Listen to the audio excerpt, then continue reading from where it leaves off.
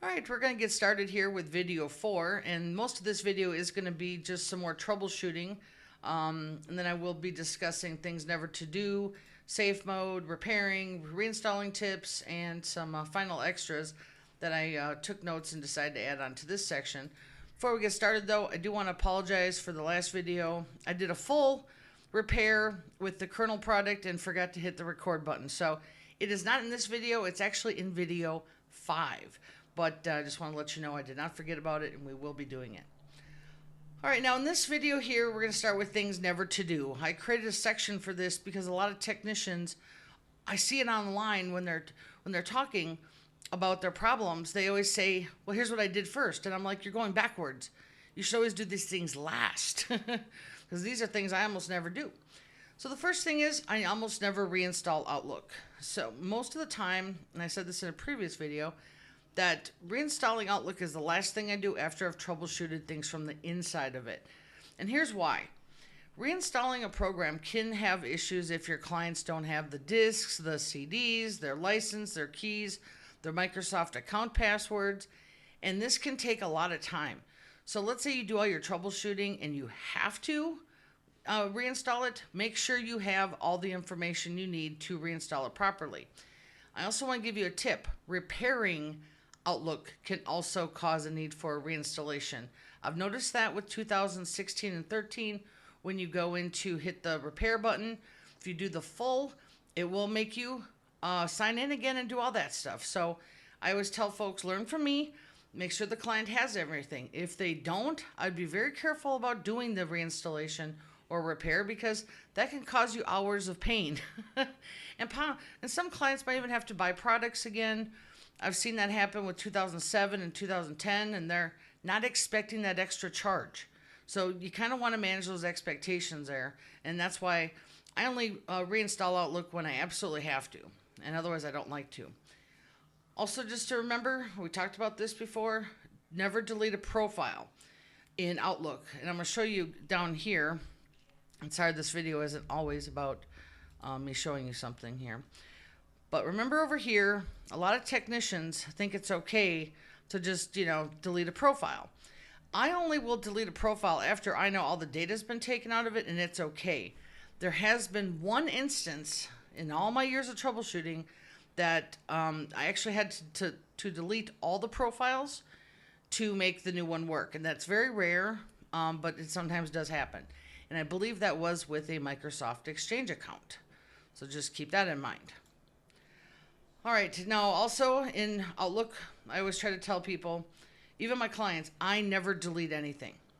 I'm a fan of copying and having an extra copy, which is a good idea, and never deleting. And that also goes for deleting emails in their accounts and folders. When a client says, oh, I don't need that folder, just go ahead and delete it. You can hit the delete button, not me. Because if they need that folder back and you can't get it, then you're to blame. And I hate to say it, but it's true. And even if you confirm with them, are you absolutely certain? I still make them hit the delete button because I just don't feel safe. Outlook data is very important, and like I said, so deleting is just something I don't do. I always make copies of things, and I let the clients do the deleting. All right, another thing I never do is compact files. I don't believe in making them smaller to be able to get the size down for any reason because email is the size it is. You're better off having a perfect PST file that you fix by exporting it out of a broken PST file than to compact it. The compacting is here in the Outlook data file properties. I'll just cancel here and show you. When you go into the account settings, right here's data files. You can click on it here, and here's the settings, and you can hit compact now. I don't like doing this. This is not something I've ever let my clients know about. In fact, I never even show them that because I don't want anybody touching the data file size. Now here I'm going to talk a little bit more about safe mode. I touched upon it lightly before, but with 2010, I had to use safe mode a lot in 2007. But in 2013 and 16, I really don't. I don't know if the program's a little bit different, but on occasion I do. I'm going to type in right here in my notepad how you open up Outlook in, and see with 2007, it's in the run line, and in Windows 10, it's I just use the Ask Me Anything Cortana button to get in there usually. But here is with 2013 and 16. You need to see that right there. You just need to type that in, and that will then boot up into safe mode. And what safe mode does, it pretty much shuts off everything. Email will still deliver, but it turns off all the settings and all the extra add-ons and everything. So you can test a profile that way. But 2013 and 16, I almost never have to do that because I already know the programs well enough to troubleshoot. But you might have to go test an add-on or to test something else. But like I said, it's not very common. 2010, though, it is very common. And some things might, like I'll tell you, in about 2 months ago, Outlook 2010 had a really bad update that came out from Microsoft, and the only way clients could work was in safe mode. And they had to stay in safe mode until the patch came out. And once the patch came out, it actually self-fixed. I had about 10 people that they had to watch for it, and when I called them back, they're like, yep, it's working fine now, because the patch just came out automatically with their updates, and they were all good with that. All right, now repairing 2013 and 16, I'm going to show you here. Let's go into my programs and features, and we'll load everything up here. All right, so here's my Office 365 I have. Now, when you go to Uninstall and Change, you get some options. So here we're going to do the change, and here's just my 2 cents on this because I've done this enough. Quick repair is quick if you're on a fast enough connection, but it doesn't always fix everything. So you kind of want to just tell the client, look, I'm going to run this quick repair, and then you probably should reboot afterwards and see what happens, if it fixes it or not. This is where you got to be really careful. The online repair should really say fixes all issues because it reinstalls your whole entire program. And it does for the most part. And then you have to log in and you have to, it doesn't, ruin your profiles or anything with Outlook, but you do have to sign in again or put in the product key or whatever. And this used to not do that, by the way. This was a recent change in the last few months.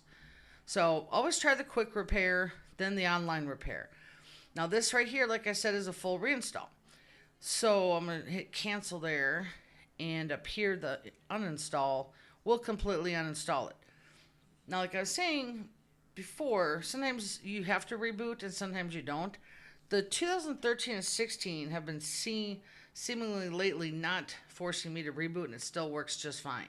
So I don't know, I kind of like testing things like, well, do I have to reboot? Because, it does take a little while.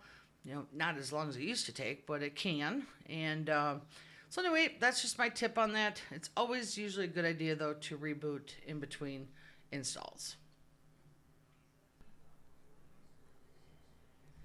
And one final note about doing any repairs is, I know a lot of you folks already manage your clients' computers and their backups, but I cannot stress that enough.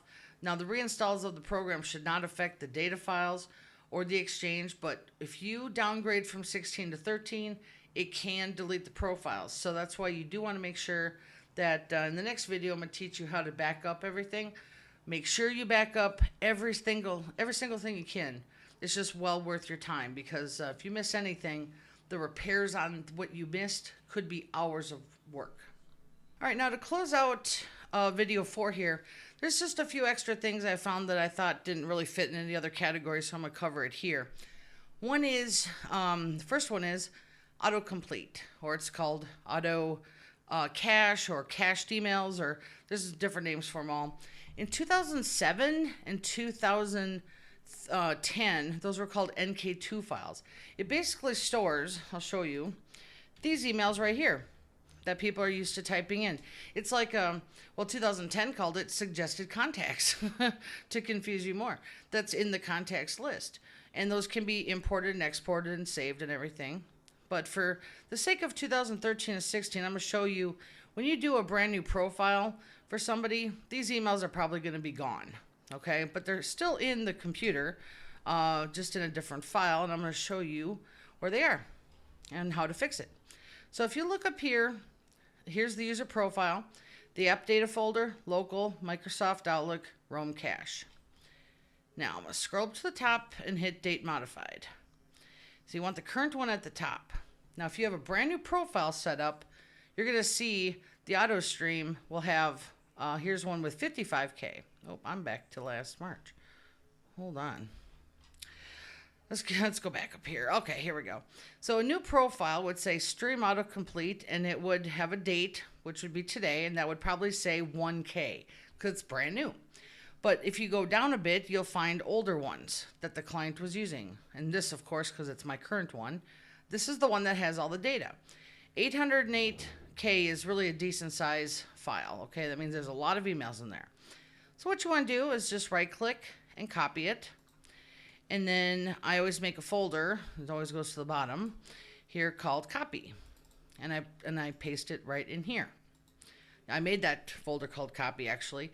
And I kind of just leave this copy in the client's computer in case it breaks, because 2013 and 16, it can break, and at least you have a good saved copy and people aren't going to notice a few emails missing here and there. But they do miss the whole list. Okay, so then what you do is you go back up to the file that, like this one here has the 2K. That's going to be really similar to what a client would see with the new profile. And here you can right click. Well, actually, excuse me, you want to take the new one, right click and go to rename. Then you're going to check this here, copy it, and you have to open it and rename it, copy the whole link. Then you go down to the copy, and let's get it going here. You go to the one with the good, and you right click and say rename. Then you go ahead and here and paste it. Okay, so there I pasted it, and it's going to take the name. Then you right click and copy this. Then you get to go to Outlook, and you have to close Outlook. Has to be closed for this to work. Then you go back to the room cache, right click and say paste, and yes, you want to replace it. Now I have done tons of these, so to me this is the fast way. There are a lot of other tools that you can use to do this. Nursoft has some tools, and we'll cover that in video 5, but this is the fast way. This literally takes me a minute to do. Then I like it because there's a copy as well, and the clients then have a copy in case it breaks, which it might, and it does. All right, so that's how you do that real quick. All right, so now if you go up to a new email and you start typing, you're going to make people happy when they see this list back, because when they start typing, there's usually nothing. And here you go. Here's the files, or excuse me, the emails right there. So next we're going to talk about searching in Outlook, and there's a lot of different ways you can fix a search in Outlook, and it does break on occasion, and it might break with a brand new profile. Is one thing you want to do is put your mouse up here in the search box and go up to search tools and go to indexing status. Now, when Outlook is at 0, that means there's no items left to index and the search should be working. If it's not working for your clients, you can close that there. You can make sure that they are searching all Outlook items. That sometimes people don't know that they can search everything or all mailboxes. And a lot of people have lots of emails, so they have to search everything. You can also go up to search tools, and here you can see the locations. Now, I happen to have, just for this video, I don't normally have all this, but make sure everything is green checked that they need to search. You can also go down to search options. And in this window here, include results from all mailboxes. I have that checked here because for my testing right now. You can also change the highlighted color so that it kind of stands out a little bit. And those are the two things I usually have clients do the most, is check all and use the highlight color. Sometimes people just want the current folder or, the current mailbox. So it depends on how many accounts they have going on in Outlook. Now let's say things are really messed up and Outlook isn't working and, it has to get fixed. Here you can go to the indexing options. And this is also found in the control panel, which I'll open up over here and show you as well. It's right here in the control panel. Okay. So here you can see I've got 600,081 items indexed. Now over here is the list of what the whole computer's indexing. I don't always trust this, but here's a user profile. And sometimes the computer's indexing can get mixed up. So the one thing about the computer indexing that if you decide to fix this, the computer has to stay on until it's completely done rebuilding. And I don't exactly know 100% of all this on how it works on the back end, but I'll tell you how I fix it. So over here, you can click on Modify, and you can see what the computer's indexing, okay? I don't ever see these two checked really for the most part, but if you're having a problem, you can go ahead and just uncheck what you're not having problems with. And if you're a technician that works with this all the time and you've got another, reason for this, that's fine. This is just what I do. And then you'd hit OK, but for now I'm going to cancel. Then over here in Advanced is where you can rebuild, okay? And this does, when you do this, it'll say it might take a long time to complete. Some views and results might be incomplete. You have to tell your client that their search is going to be messed up until it's completely done. And this can take 2 or 3 days. And if they have a lot of data, even longer. All right? So we're going to hit cancel there and close. But the one thing about Outlook that with the indexing, cancel, is up here when you go to put your mouse up there and you see the search tools and indexing status.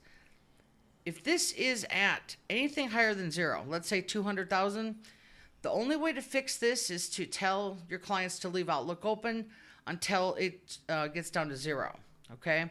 So what I do is I tell my clients, look up here, and when it says 0, it's done, and if your search is still not working, then you have to go for the full indexing, and that can take days. But generally, if you just have your Outlook open for overnight, it'll usually index down to 0, okay? Sometimes it doesn't. It takes longer, and clients can be very impatient because they search a lot, but you have to tell them there's nothing else you can do. It's just time. And I know it's frustrating, but I've had clients after 2 days say, it's still indexing. I'm like, because you have a lot of stuff, so just keep waiting. It'll happen. And if not, the next round is even longer. And that's just something we cannot control, unfortunately. Okay, there's another thing I want to show you folks is, this will be a simple one, but a lot of people ask me about rules and how many rules can Outlook do. I've actually had a client that said that they had 2,000 rules, which I just don't believe that they did, and they never hired me, but they wanted to import-export 2,000 rules, and I said, I don't know how you did it. You must have had some local rules, because I do believe with Exchange that there's a 50 rule limit, okay? So here you'll see in the Manage Rules, where'd it go? Okay, I have some errors there. So you can see here that these are my rules, and I try not to max over 50 of them, but I do try to, let me show you like in here, I try to put more stuff into one rule. So I have the one rule with many, many things in it. And that to me is kind of like a little cheat method, but it does seem to work. Because we do get a lot of people with rules problems, and if you ever need to, I believe you can go over here to Options and export the rules. I don't have a lot of clients actually that have ever needed me to export it, and I will tell you that clients that do use rules know how to do this usually, okay? But if you ever want to be safe and export a rule before you have to do any profile repairs, this is where you do it right here, okay? All right, to close out this video, I'm going to talk about this command line switches. I don't use these very much in 2013 and 16, but with 2007 and 2010, I did a lot more. And I did especially in the corporate environment, but not so much with like home-based users and small businesses that aren't on a network. But this website here, this how-to-outlook, has a nice list. So I'm going to scroll down here down to the switches and show you. I've been using these since, wow, I think early 2000s or so. And in the corporate world, a lot of these were really nice to fix Outlook, but not so much lately, like I said. A few of the ones I do use still is clean reminders down here. Exchange sometimes can get clogged up with reminders and people's Outlook gets all funky. If you run this, all the reminders will be gone off the server and out of Outlook. And that's sometimes how it goes with repairs. You have to just wipe everything clean. And they're not deleted, they just don't pop up anymore. But they will after this is done. Just the past ones were kind of, snagged up or whatever. Go ahead and take a look at these. See if you ever need them. If you're not sure, always make sure you know what you're doing before you run one, because you don't want anything disastrous to happen. But generally, they fix pretty good. Here's a common one I use is reset nav pane. Sometimes the Outlook profile view might just get all funky, and this really is a quick little fix, and it just kind of takes it back to, oh, here's the right view. And with that, though, clients can say, well, this little setting's different, that one's different, but at least, you know, this kind of does a refresh for the client with their profile. Okay, well, this was a shorter video. Now we're going to move on to video 5 here, and we're going to talk about backup solutions, transfers, and recovery.